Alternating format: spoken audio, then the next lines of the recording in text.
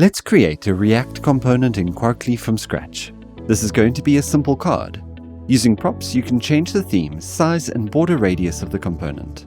Let's call it card. Delete the default code of the component. Import React and atomize. Atomize is used for easy component styling in Quarkly. Now, create an atomized container, a simple div. Let's describe the effects that the container will have. Here, I'm adding just hover, but you can also use focus, active, and other effects. Code the main card component. It's a functional component that will take props. Inside the container we've just created, it will also take props. Add a text to it. Add the export option.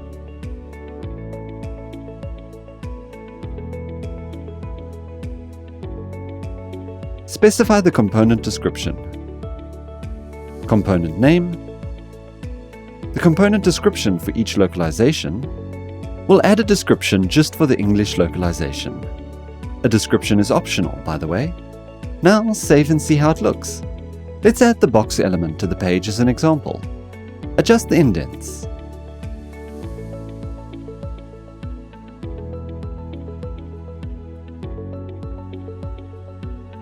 Align the content to the center.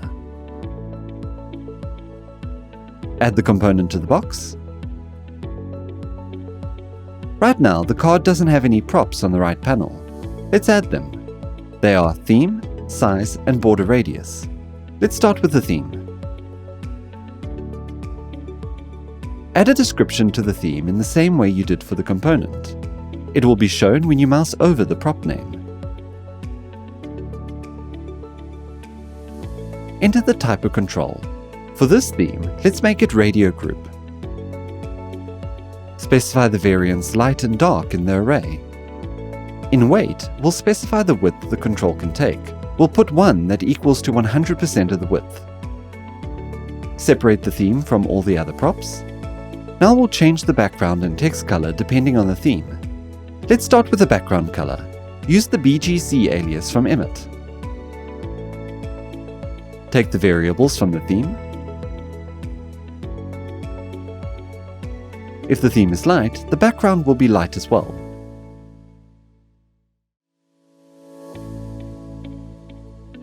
And choose the dark color for the text. Save and check. There's no theme value now, so that's why the theme is dark. Let's set a light theme as default. Specify default values in the new object. Now the theme is light by default. In the same way, add a prop for the size of the card. Size. Add a description. The control type is radio group with 2 variants, small and large. The width of the control will be 0.5. Let's make the size large by default. Separate the size from the other props. Style the card a little bit. Padding will be changed depending on the size. If it's small, padding will be 16 pixels. Otherwise, it will be 24 pixels. Add styles that will work with the desired breakpoints. Breakpoints are already described in the theme for phones, tablets, and desktops. The value for SM is 16 pixels.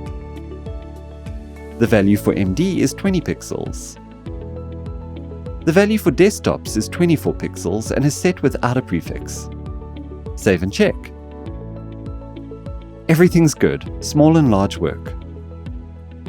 Now let's do the last prop, radius.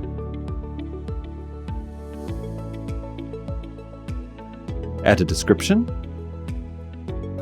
The control type is input.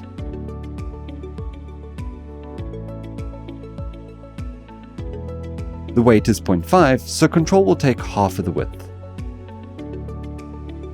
The radius is 4 pixels by default. Separate the radius from the other props. Border radius takes the radius value, otherwise it will be 0. Select the component and check. The theme takes the whole line.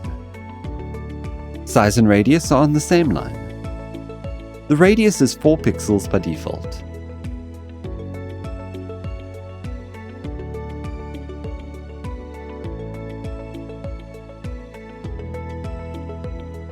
Everything works perfectly. Add box shadow to separate the component from the background. Let's make the shadow a little bigger when mousing over it.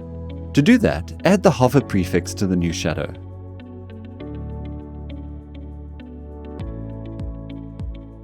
Save.